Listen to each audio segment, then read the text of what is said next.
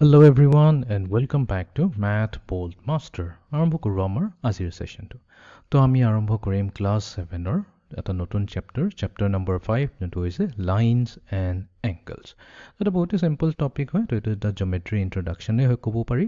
তো আমি lines and এংগলছত আমি এইবোৰ টপিকবোৰ চাম য'ত আছে আমাৰ কমপ্লিমেণ্টাৰী এণ্ড ছাপ্লিমেণ্টাৰী এংগলছ কি হয় এইটোৰ বিষয়ে আমি বুজিম। পেয়াৰ অফ লাইনছ যদি দিয়া থাকে সেই লাইনছবোৰ পেৰেলেল কেতিয়া হয়, ট্ৰান্সভাৰ্চেল লাইন কেতিয়া হয়, কি এংগলছ ফৰ্ম হয়, আমি সেইটোৰ বিষয়ে শিকিম আৰু তেনেকৈ আমাৰ চেপ্টাৰটো কমপ্লিট হৈ যাব। তো যিহেতু আজি এইটো হৈছে আমাৰ ফাৰ্ষ্ট ছেশ্যন, তো আমি আৰম্ভ কৰিম আমাৰ ফাৰ্ষ্ট টপিকটোৰে যোনটো হৈছে আমাৰ related angles. Late us begin. তো আজি আৰম্ভণিতে আমি কৰিম এটা প্ৰেক্টিছ ছেশ্যন। তো এইটো আমি অলৰেডি ক্লাছ 6ত কভাৰ কৰিয়ে থৈছোঁ, যেনেকৈ পইণ্টছ, লাইন ছেগমেণ্টছ, ৰেজ এংগলছ কি বস্তু। তো এইটো আৰম্ভ কৰাৰ আগতে আমি এটা প্ৰেক্টিছ কৰি ল'ম, আমাৰ বস্তুবোৰ ব্ৰাছ আপ হৈ যাব। So' let us begin. First question. তো ইয়াতে সুধিছে which term describes the figure। ইয়াত এটা ফিগাৰ দিছে, দুটা পইণ্ট দিছে A আৰু B, আৰু ইয়াতে লাইন এটা দিছে আৰু লাইনৰ এটা এণ্ডত এটা এৰো চিম্বল এটা দিছে। আৰু এতিয়া আমাক সুধিছে এইটো কি হ'ব পাৰে, এইটো এংগল হয় জানো? নহয়, এংগল হ'বৰ কাৰণেতো আমাক দুটা লাইন মিনিমাম লাগিবই, তো এইটো এংগল হ'ব নোৱাৰে। এতিয়া বি চি আৰু ডিটো যদি চাওঁ, ডিটোত অভিয়াছলি নহয়, ডিত ইয়াতে খালি এ আৰু বিহে পইণ্ট হৈছে। পইণ্ট জেনেৰেলি আমি কেনেকৈ ডটেৰে কওঁ, তো এইটোতো এটা লাইন দেখাই গৈছে, এইটো লাইন হৈছে, তো এইটো ইয়াতে আমাৰ এইটো ডি হ'ব নোৱাৰে। এতিয়া বি চি আৰু ই এই তিনিটাৰ ভিতৰত কোনোবা এটা হ'ব নে নান অফ দিছ হ'ব? তো নান অফ দিছটো বৰ্তমান আমি নাচাওঁ, এইটো বি চি আৰু ইটো চাই লওঁ। তো এতিয়া ইয়াতে আছে আমাক এটা লাইন দিছে, এটা দিছে আমাক লাইন ছেগমেণ্ট আৰু এটা ৰে। এতিয়া ডেফিনেশ্যন যদি মনত কৰা যায় তেনেহ'লে আমাৰ লাইন কি হয়? তো এনেকুৱা হ'ব পাৰে এটা লাইন, তাৰপিছত দুটা পইণ্টৰ ভিতৰত যদি থাকে এইটো এটা লাইন হ'ব পাৰে, ঠিক আছে। এনেকুৱা এটা হ'ব পাৰে য'ত আমাৰ দুইটা এণ্ডতে এৰো লগোৱা আছে, আৰু এটা হ'ব পাৰে য'ত এটা পইণ্ট আছে আৰু আন তাৰ পৰা এটা লাইন ড্ৰ কৰিছে, আনটো এণ্ডত এটা এৰো দি আছে। এতিয়া গোটেইকেইটাই লাইন হয়। এতিয়া কোনটো লাইন এইটো হৈ আছে? অভিয়াছলি এই লাইনটো ইয়াৰ লগত মেটচ হৈছে, য'ত এটা পইণ্ট আছে, এইটো হৈছে পইণ্ট বি, আন এটা পইণ্ট এৰে পাছ হৈছে, আৰু ইটো এণ্ডত কি আছে, এটা এৰো পইণ্ট কৰি আছে। তো এতিয়া এইটোক কি বুলি কোৱা হয় তাৰ আগতে আমি গোটেইকেইটাৰে নাম এবাৰ কৰি লওঁ। তো এইটো হৈছে আমাৰ এই যোনটো ছেকেণ্ডটো হৈছে, এইটো হৈছে আমাৰ এটা লাইন, বাট এইটো এটা লাইনৰ এটা পাৰ্ট হয়, সেইকাৰণে এইটোক আমি কওঁ এটা লাইন ছেগমেণ্ট। এটা বহুত দীঘল লাইন আছে, সেই দীঘল লাইনটোৰ পৰা এটা সৰু অংশ এটা ল'লে সেইটোকে লাইন ছেগমেণ্ট বুলি কোৱা হয়। তো এইটোতো লাইন ছেগমেণ্ট নহয়। নেক্সট আমাৰ এইটো কি হৈছে, এইটো হৈছে এটা লাইন। এতিয়া লাইনত কি আছে, দুইফালে আমাৰ এৰো থাকিব। এৰোৰ মিনিং এইটোৱে হৈছে এই লাইনটো কেতিয়া শেষ হোৱা নাই, এইটো গৈ আছে এইটো ইনফিনিটিলৈ গৈ আছে। চিমিলাৰলি এইফালে ৰাইট হেণ্ড ছাইডতো গৈ আছে, এইটো কেতিয়াও শেষ হোৱা নাই। তো এনেকুৱাটোকে আমি লাইন বুলি কওঁ। এতিয়া যোনটো আমাৰ থাৰ্ড নম্বৰটো হৈছে, এইটো হৈছে আমাৰ ৰে। এতিয়া ৰে কি হয়, এটা পইণ্টৰ পৰা আৰম্ভ হ'ব আৰু ই গৈ থাকিব ইনফিনিটিলৈ গৈ থাকিব। তো তাৰমানে আমাৰ যোনটো এই লাইনটো দিয়া আছে এইটো হৈছে এটা ৰে। এতিয়া যোনটো ফাৰ্ষ্টটো দিয়া আছে, তো এইটো একচুৱেলি এটা লাইনে হয়। এইটো আমি কেতিয়াবা যোনটো আমাৰ বিনা এৰোত যদি আমি আঁকিব বিচাৰোঁ তেনেহ'লে আমি প্ৰথম লাইনটো আঁকো।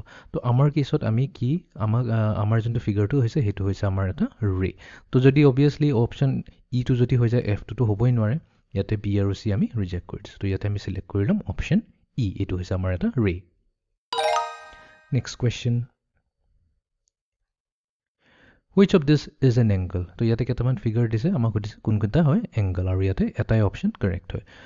এ যদি চাওঁ, এইটোতো নহয়, এইটোতো হৈ গৈছে আমাৰ এটা লাইন, এইটো নহয়। দেন বি যদি চাওঁ, বিটো কি হৈছে, বি হৈছে এটা লাইন ছেগমেণ্ট। চি যদি চাওঁ, চিটো চিম্পলি এটা পইণ্ট এটা দিছে, এইটো পইণ্টৰ কথা কৈ আছে।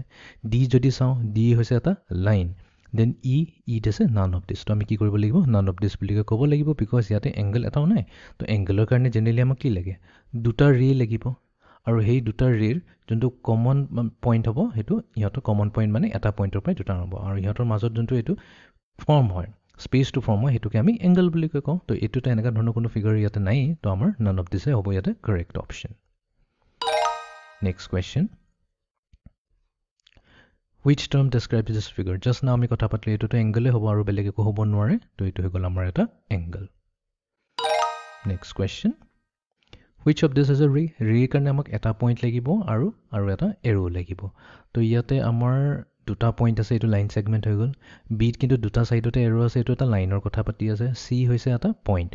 ডিত কি আছে, দুটা ৰে আছে, বাট এই ৰেৰ মাজত আছে আমাৰ স্পেচটো, এই স্পেচটোৰ কথা পাতি আছে, এইটো এটা এংগলৰ কথা পাতি আছে।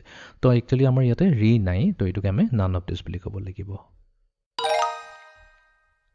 which term describes this figure এতিয়া এটো কি হয় এতিয়া আমি প্ৰথমতে কি কলো যেতে ৰে কথা পাতো ৰেটো এনেকৈ থাকিব এটা পইণ্টৰ পৰা আৰম্ভ হ'ব আৰু আদাৰ এণ্ডত এটা এৰো সাইন থাকিব তো আমি যদি এই ফিগাৰটো চাওঁ ইয়াতো আমাৰ এটা পইণ্টৰ পৰা আৰম্ভ হৈছে আৰু ইটো এণ্ডত এটা এৰো সিম্বল আছে তো এটো কি এটা ৰে হ'ব জানো তো এতিয়া এংগলৰ কথাটো নাহে লাইন হ'ব নোৱাৰে লাইন হঠাই সিধা হয় লাইন সেগমেন্টটো নাহে লাইন সেগমেন্টটো এটা সিধা লাইনৰ এটা পাৰ্টহে হয় পইণ্ট নহব পইণ্টৰ কথাটো ইয়াতে আহাই নাই ৰে হ'ব জানো এটো ৰে নহয় বিকজ ৰে কাৰণে আমাৰ কি হ'ব লাগে এটা ষ্ট্ৰেইট লাইন হ'ব লাগে এটো একচুয়ালি ষ্ট্ৰেইট নহয় এটো কাৰ্ভড হৈ আছে তো এটো ৰেও নহয় তো তাৰ মানে ইয়াতে আমাৰ কাৰেক্ট অপচন কি হৈ যাব এফ এই ওপৰত যিকেইটা দিছে ই টু ই এটাও নহয় none of this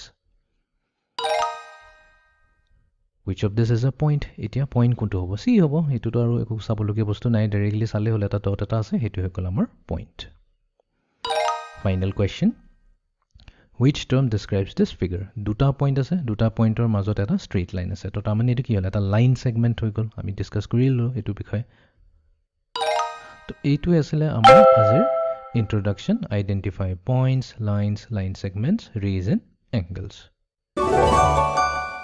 তো এইটো আছিল আমাৰ আজিৰ প্ৰেক্টিস সেশনটো so see you in the next session যত আমি complementary and supplementary angle বিষয় আমি ডিসকাস কৰিম so see you in the next session thank you